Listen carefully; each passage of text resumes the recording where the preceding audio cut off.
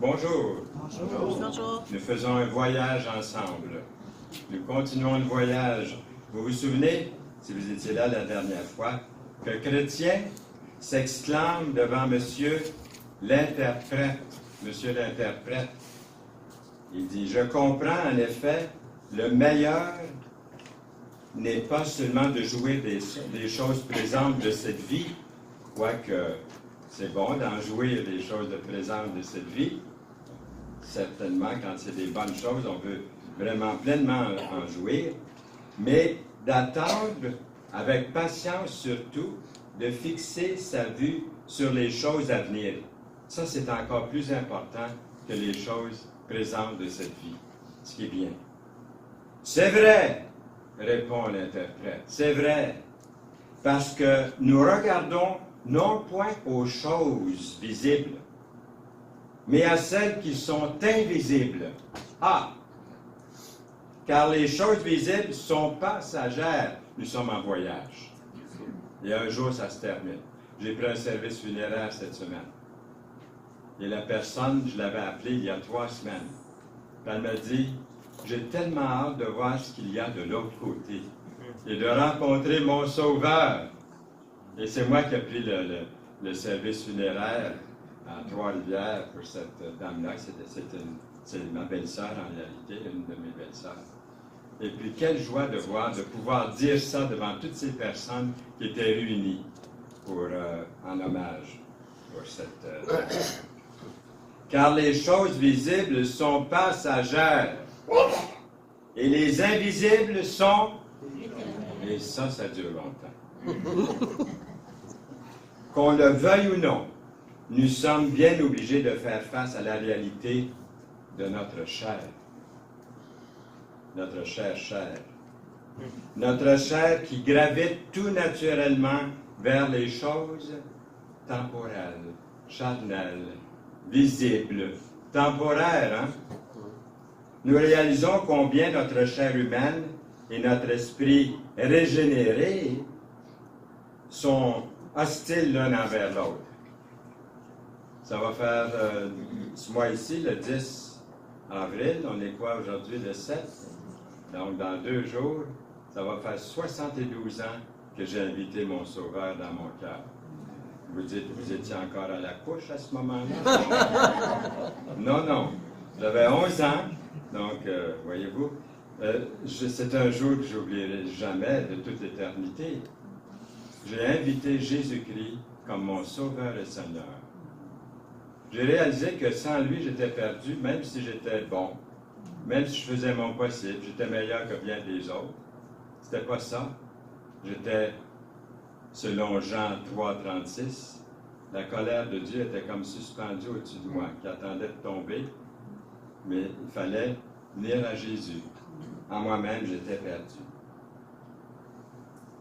Mais il est écrit dans Galates 2, vers l'apôtre Paul, « J'ai été crucifié avec Christ, » écrit-il.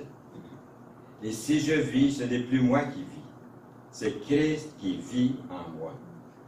Si je vis maintenant dans la chair, je vis dans la foi au Fils de Dieu qui m'a aimé et qui s'est livré lui-même pour moi.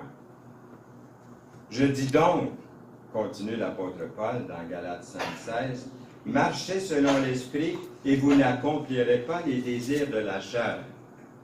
Car la chair a des désirs contraires à ceux de l'Esprit, et l'Esprit en a de contraires à ceux de la chair. Ils sont opposés entre eux, afin que vous ne fassiez point ce que vous voudriez. » Vous allez peut-être penser, comme j'ai pensé des fois, c'est facile à dire, mais ce n'est pas facile à faire. Mais nous avons la parole, nous avons tout ce qu'il faut. Quelqu'un a écrit, « Nous devons apprendre à être patients avec nous-mêmes. » Nous devrions tous être avec nous-mêmes, écoutez bien, comme Dieu l'est avec nous. Mais ce n'est pas une excuse pour vivre loin des principes de Dieu. Dieu se souvient que nous sommes poussière. Il fait preuve de patience envers vous, envers moi. Il sait de quoi nous sommes formés. Il se souvient que nous sommes poussière. Psaume 103, verset 14. Il ne brisera point le roseau cassé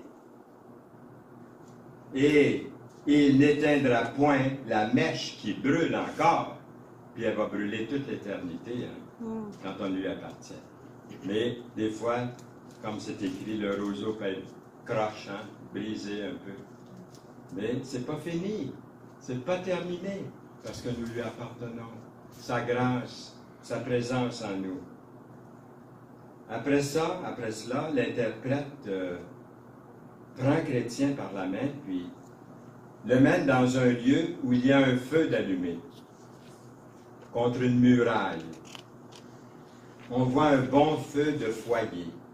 La flamme est belle et réchauffante. Pourtant, un homme qui s'oppose à ce foyer-là, vous avez vu, tente de l'éteindre avec beaucoup d'eau. Il essaie d'éteindre ce feu-là. Cependant, ce faisant, Chrétien est étonné de voir que le feu brûle quand même. Malgré tout l'eau qu'on y met, le feu continue quand même à brûler, à donner sa chaleur. C'est toujours plus chaud, toujours plus haut que ça brûle. Bunyan, John Bunyan, l'auteur du Voyage du chrétien, raconte, sans aucun doute ici, il parle ici de sa propre expérience à John Bunyan. Le tentateur est venu sur moi aussi avec de tels découragements. Dans les 72 ans, là, je peux vous dire qu'il y a eu des moments comme ça. On a essayé d'éteindre le feu de l'esprit en moi, par toutes sortes de choses, comme dans votre vie. Ça se produit aussi si vous lui appartenez. Vous n'êtes pas exempt de ça. Un jour de déprime, je me disais, quelle tristesse. Ici, c'est Bunyan qui parle, là. Quelle tristesse me causait de mes nombreux blasphèmes. J'étais blasphémateur, Bunyan, avant sa conversion. Et ça me causait tellement de problèmes. Quel motif ai-je de penser que moi, John Bunyan, qui a été si abominable, devrait hériter la vie éternelle? C'est quand même beau de penser comme ça. C'est de donner toute la gloire à Dieu. C'est pas de dire j'ai arrêté de ci, j'ai arrêté de ça, j'ai arrêté de blasphémer, puis là maintenant Dieu va m'accepter. C'est que Dieu m'a fait grâce parce que je suis perdu, même si j'arrêtais de blasphémer, je suis perdu, j'ai besoin d'un sauveur. Cette parole m'est venue à l'esprit. Que dirons-nous donc à l'égard de ces choses? Si Dieu est pour nous, qui sera contre nous? Romains 8, 31. J'étais très découragé par les paroles de Satan, parce que celui qui essaie d'éteindre le feu, c'est Satan qui essaie d'éteindre ce feu du Seigneur que vous avez en vous. Mais j'étais très encouragé par les paroles de Jésus. Jésus dit, car je vis et vous vivrez aussi, dans Jean 14, verset 19. Il dit encore, Jésus, je vous laisse la paix. Je vous donne ma paix. Je ne vous donne pas comme le monde donne. Avez-vous des fois eu la paix du monde? Ça dure un certain temps, la paix du monde, hein? Mais quelle déception à la fin, hein? Avez-vous été déçu de la paix que le monde offre, que le monde donne? Même si vous n'avez encore jamais eu l'assurance de votre salut, vous êtes ici ce matin pour la première fois peut-être. Je ne connais pas tout le monde là ici ce matin. Peut-être que vous êtes entré ici et puis vous vous dites, le monde ne me donne pas vraiment la paix. Je l'ai eu de temps en temps, c'est de courts moments, mais quelle déception. Et ça va durer comme ça tant que le Seigneur n'est pas au centre de votre vie. Ce feu, répond l'interprète, est l'œuvre de la grâce dans le cœur de l'homme, ce feu. Celui qui y verse continuellement de l'eau pour tâcher de l'éteindre, c'est le diable. Cependant, il arrive, comme vous allez le voir, le feu s'allume toujours davantage et devient plus ardent. Comment se fait-il? Vous allez en voir la cause. Cette scène présente le point de vue de l'opposition du monde. Comment alors le pèlerin peut-il persévérer quand il est assailli par le mépris destiné à calmer son âme enflammée pour Dieu, son zèle pour Dieu, le zèle des premiers jours de conversion, vous vous rappelez? Wow! Moi, je me rappelle des premiers jours de ma... Ça doit durer longtemps, ça devrait... Des fois, ça prend. Ça devrait prendre le plus souvent possible, mais le zèle des premiers jours. Hein, on part avec notre Bible sur le bras. Je me rappelle mon père qui part avec la Bible sur le bras, puis il va voir une de mes tantes, puis il dit, elle va se convertir, comme ça, là, il dit. Et elle attend la parole de Dieu, il rentre là, puis elle le met dehors. Il n'a pas eu le temps d'ouvrir la Bible seulement. Hein, le zèle des premiers jours. On l'a, ce zèle-là. On veut évangéliser, on veut conduire tout le monde autour de nous au Seigneur. Ah, que ces jours-là sont merveilleux. Mais on manque de sagesse un petit peu, hein? Puis on acquiert tellement de sagesse plus tard qu'on ne fait plus rien des fois. Ça, c'est le début de la sagesse, là. Hein, on va dans l'autre sens. Donc ici, le feu ne s'éteint pas. La cheminée est le cœur d'un véritable enfant de Dieu. La cheminée, le foyer. Alors qu'il ne contenait auparavant que des braises noires et sans vie, il soutient maintenant un feu spirituel flamboyant. C'est l'œuvre de la grâce. L'œuvre de la grâce de Dieu, enflammée dans le cœur par l'Évangile. Car Dieu qui a dit « La lumière brillera au sein des ténèbres » a fait briller la lumière dans nos cœurs pour faire resplendir la connaissance de la gloire de Dieu sur la face de Christ. Nous portons ce trésor dans des vases de terre, afin que cette grande puissance soit attribuée à Dieu, et non pas à nous. Gloire à Dieu pour ça, hein? Wow! 2 Corinthiens 4, 6 et 7. L'homme qui persiste à vouloir éteindre le feu, oui, l'homme qui persiste à vouloir éteindre le feu avec de l'eau, je l'ai déjà dit, c'est le maléfique, les démons, les esprits mauvais. En tant qu'ennemi de tout ce qui est divin, il rôde autour du chrétien, qui veut vivre pour Dieu, qui veut expérimenter la sanctification pour Dieu, afin de le distraire de toutes sortes de retardateurs tels que la mondanité, l'indulgence charnelle, etc., afin d'induire chez le croyant l'indifférence, c'est une des pires choses, la tiédeur, l'inaction, la paresse, et j'en passe, n'est-ce pas, ici. Ce que le chrétien perçoit à ce stage-ci est un mystère, c'est la perspective extérieure d'une confrontation intérieure entre le péché et la grâce, la chair et l'esprit, le doute et la foi dans le cœur. Quand Satan s'acharne au pèlerin, comment un chrétien peut-il lui résister? Comment Bunyan aurait-il pu lui-même supporter une peine de prison injuste pendant 12 ans? C'est à ce moment-là qu'il a écrit Le Voyage du chrétien. Alors que sa propre famille appauvrie souffrait. Le fait révélé ici est que la grâce de Dieu préserve et même fait triompher au milieu d'une tragédie apparente. Mais le comment de cette grâce conquérante reste à être révélé à Chrétien. Chrétien est amené derrière le foyer. Regardez ce qui arrive lorsqu'il est derrière le foyer.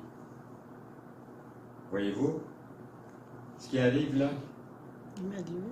Il est amené, oui. Il est amené, puis l'huile, c'est le Saint-Esprit, hein?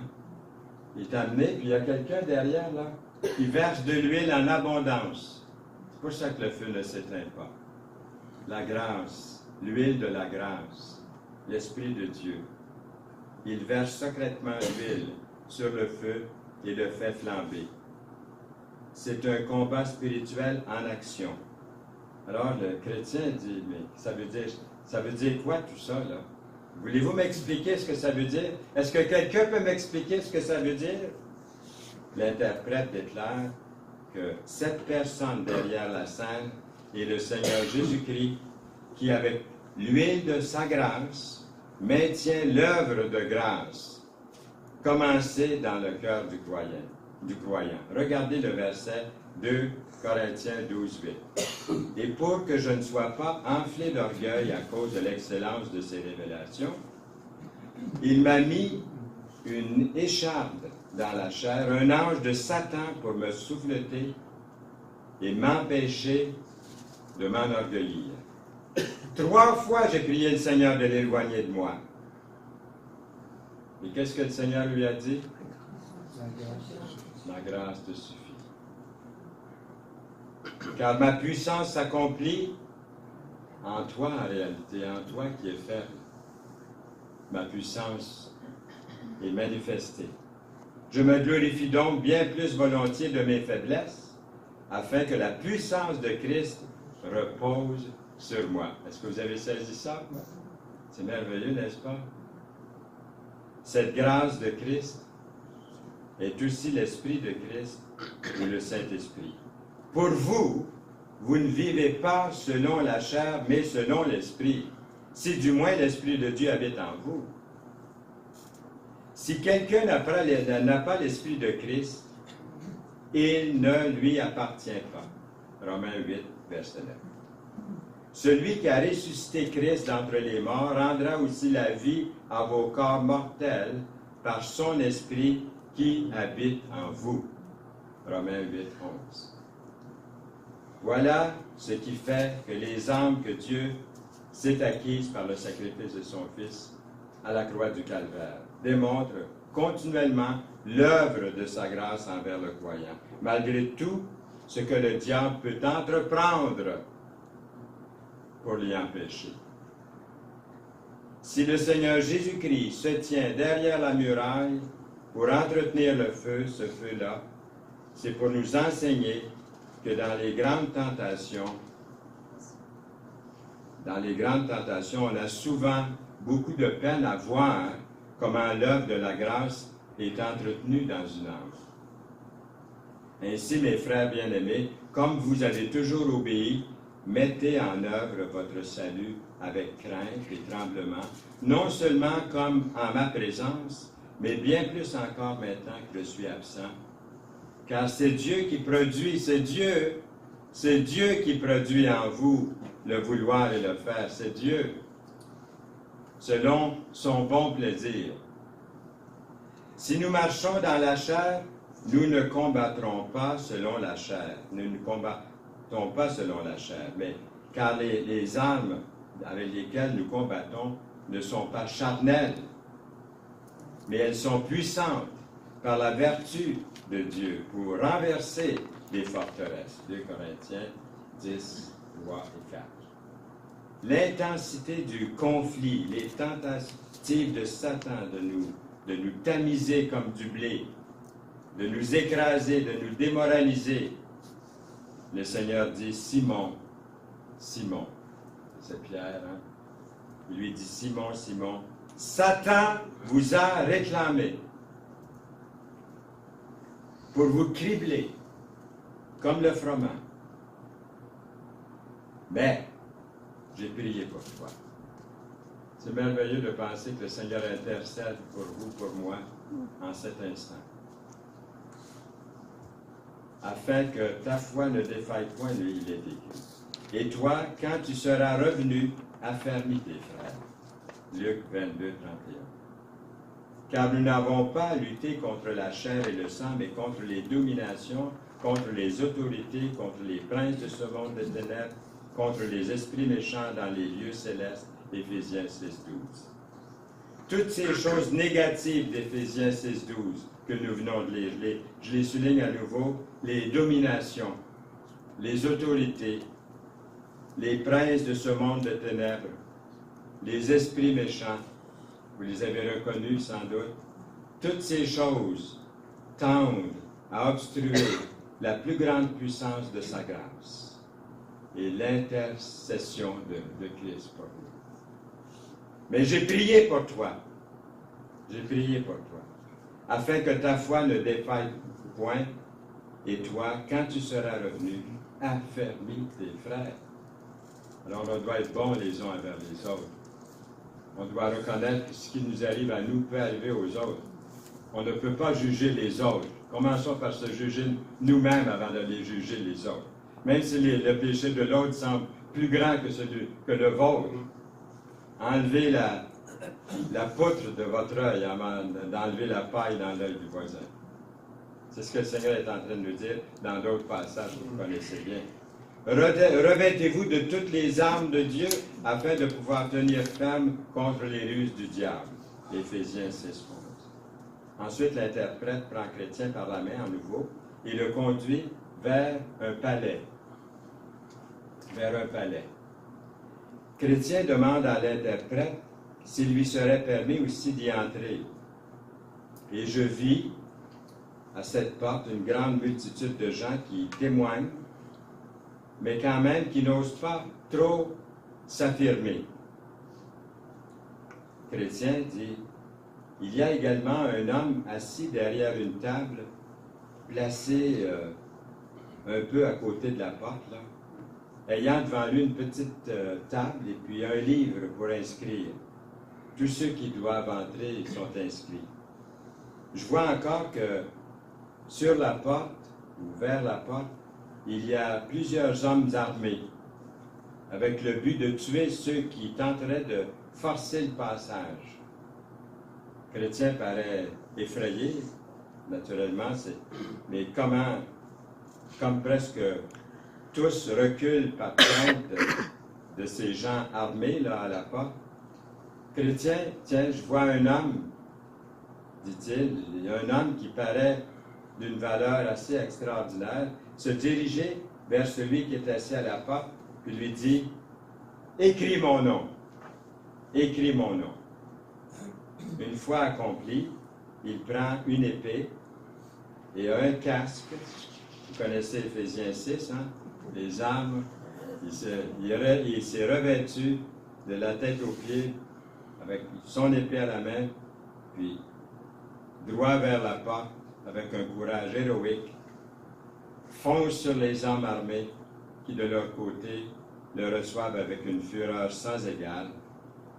Cet homme, sans perdre courage, fait face à ses ennemis en frappant à gauche puis à droite, de sorte qu'après avoir reçu plusieurs blessures et après avoir de son côté blessé ses ennemis, passe au milieu d'eux, pénètre jusque dans le palais. À l'instant même, on entend un cantique qu'entonnent ceux qui étaient sur le toit de ce palais. Et voici les paroles. « Courage, entrez dans ce palais de gloire. C'est ici les séjours de l'immortalité, où vous allez jouir du fruit de la victoire pendant toute l'éternité. » Bunyan, dans son livre, fréquemment montre à pèlerins un peu d'avance la gloire du ciel, des choses à venir. C'est ce qu'on voit par cette illustration ici. C'est que, disons, si je parle de ma vie pendant les 72 ans, si le Seigneur venait aujourd'hui pour moi, ce qui pourrait arriver, c'est certain, ça pourrait arriver pour chacun de vous aussi, on ne connaît pas l'heure, le jour, mais ça aurait été, je pourrais témoigner que ça aurait été au travers de luttes. Tu sais, le salut facile dans sa poche, là, puis c'est fini, je suis sauvé, là, c'est pas tout à fait comme ça que ça fonctionne. Hein? Une fois qu'on a accepté Jésus comme son sauveur personnel, et là qu'on a à vivre pour lui, il y a des tentations, il y a des luttes. C'est pas facile, hein, vous le savez. Des fois, le passage est serré, hein. Il dit, vous êtes sur le chemin étroit, mais il était pas mal étroit des fois. Trouvez-vous qu'il y a des murs même de chaque côté, là, hein, puis ça passe de côté, hein, entre les murs, mais on est toujours sur le chemin. Mais c'est pas facile. Moi, j'aurais voulu qu'on me dise, on m'enseigne ce message-là quand j'étais nouvellement sauvé, moi. On ne me l'a pas dit. Je l'ai appris sur le tas, comme on dit, hein. Je l'ai appris sur le tas. Là, j'ai appris que Dans la vie chrétienne, il y a des moments où ça passe serré. Ça passe de côté. Il y a comme des murs de chaque côté. Mais c'est ça que Bunyan veut nous enseigner. Il nous montre la gloire qui est à venir pour nous aider à dire, écoute, il y a cette gloire-là, mais en attendant, il y a peut-être des passages serrés, là. C'est pas un petit salut dans ta poche, puis on oublie le reste, là. Des fois, on souffre pour le Seigneur. Puis il y en a, vous savez très bien, qui sont mis à mort au moment où je vous parle, probablement, sûrement, dans bien des pays du monde. Des fois, on dit, c'est loin d'ici. Ça s'en vient ici. J'ai connu les persécutions dans les années 40, fin des années 40 et 50, quand j'ai accepté Jésus comme mon sauveur. Il y avait des persécutions ici au Québec. Oui. Un lieu de culte comme le nôtre, toutes les chaises cassées, brisées, sont entrées, la foule. On a fallu aller au 2e étage. La police, les bras croisés, laissait faire. Ils ont pris une voiture, ils ont scrappé l'auto, à main nue. Le sang coulait. J'ai les photos. Donc, je peux vous témoigner que ce n'était pas facile. Et c'est pour ça que quand j'ai fait des émissions de télévision pendant 25 ans, je prenais le Nouveau Testament qu'on a eu, le premier qu'on a eu chez nous, puis je le montrais. Je disais, autrefois, j'aurais été battu pour vous dire. Puis là, aujourd'hui, j'avais toute une liberté. Puis on a encore cette liberté. Pour combien de temps? On ne sait pas. Je ne voudrais pas que ça revienne. Je n'ai pas joui de ces persécutions-là. Je ne peux pas dire j'étais tellement heureux d'être persécuté. Jamais dans 100 ans que j'aurais pu dire ça. Mais le Seigneur nous aidait. On savait que celui qui voudrait vivre pour lui serait persécuté, que le passage se serrait des fois. Si vous êtes vraiment un enfant de Dieu, je suis certain que vous avez passé des fois, puis c'est serré. Ça, je peux vous le dire. Ça arrive à toute personne. Il y a des moments difficiles. Ça peut être dans votre famille, ça peut être des fois mal jugé, des paroles qui vous blessent parce que vous êtes un enfant de Dieu. Je vis un nouveau ciel et une nouvelle terre, nous lisons. Car le premier ciel et la première terre avaient disparu et la mer n'était plus. Et je vis descendre du ciel, d'auprès de Dieu, la ville sainte, la nouvelle Jérusalem, préparée comme une épouse qui s'est parée pour son époux. Souvent, il nous donne comme ça une idée du ciel pour nous aider à marcher, à continuer. Il y a quelque chose au bout, là, de merveilleux, une meilleure vie qu'ici. J'entendis du trône une voix forte, une forte voix qui disait, « Voici le tabernacle de Dieu avec les hommes. Il habitera avec eux, et ils seront son peuple, et Dieu lui-même sera avec eux. Il essuiera toute larme de leurs yeux, et la mort ne sera plus. Il n'y aura plus ni deuil, ni cri, ni douleur, car les premières choses ont disparu. » Apocalypse 21, 4. Bunyan explique qu'il y a beaucoup de collines, beaucoup de travail à faire. Le monde aussi et ses esprits maléfiques qui sont là, sont à surmonter. Il y a beaucoup d'étapes à franchir pour ceux qui ont l'intention d'être sauvés. On n'est pas sauvé par les œuvres. Une fois qu'on est sauvé, il y a quand même des œuvres que le Seigneur a mis pour nous à accomplir. Mais en les accomplissant, quelquefois, ça passe un peu par la souffrance aussi. Ça peut arriver. Nous lisons dans la parole, ils sont sortis de l'Égypte, le peuple, vous vous souvenez, tu dois passer par la mer Rouge, tu dois faire un long voyage, dit l'interprète à Chrétien, un long et fastidieux voyage à travers de vastes déserts avant de venir au pays de la promesse. Prenez le casque du salut, l'épée de l'Esprit, qui est la parole de Dieu, Éphésiens 6, 17. Parole de Dieu, l'épée de l'Esprit. Depuis le temps de Jean-Baptiste jusqu'à présent, le royaume des cieux est forcé et ce sont les violents qui s'en emparent. Matthieu 11, 12. Alors, le prochain texte, ici, vous voyez, le conflit est féroce et prolongé, entraînant beaucoup de blessures. Car c'est par beaucoup de tribulations qu'il nous faut entrer dans le royaume de Dieu. Dans Actes 14, 22. Rare est l'homme ou la femme qui n'est pas intéressé à entrer dans le paradis. Vous connaissez la chanson « Tout le monde va aller au ciel, mais personne ne veut mourir ». On veut tous aller au paradis. Je n'ai pas rencontré personne encore qui dit non, moi je veux mieux aller en enfer. Il y en a qui disent ça pour faire des farces. Ils disent je veux être avec mes amis en enfer. Ils savent vraiment pas ce qu'ils disent quand ils disent ça. Parce qu'ils vont trouver que les amis sont loin. Chacun est séparé, solitaire, dans les ténèbres, dans la souffrance pour l'éternité. On entend rarement parler dans les églises aujourd'hui, même dans les églises évangéliques, du jugement. Mais ici, on en parle, au groupe biblique de la Rive-Sud. On parle de toute la parole ici. Et on ne cache rien. Et puis, celui qui n'est pas en Jésus, c'est dangereux. Rare est l'homme ou la femme, comme je dis, qui n'est pas intéressé au paradis. La plupart des gens préfèrent le ciel à l'enfer. Beaucoup aspirent à entrer au paradis, mais peu s'organisent pour y entrer. Beaucoup commencent en pèlerinage, mais relativement peu arrivent. Jésus, ayant de nouveau appelé la foule à lui, il lui dit, « Écoutez-moi tous et comprenez. » Marc 7, 14. Beaucoup de personnes hésitent sans le courage de la consécration.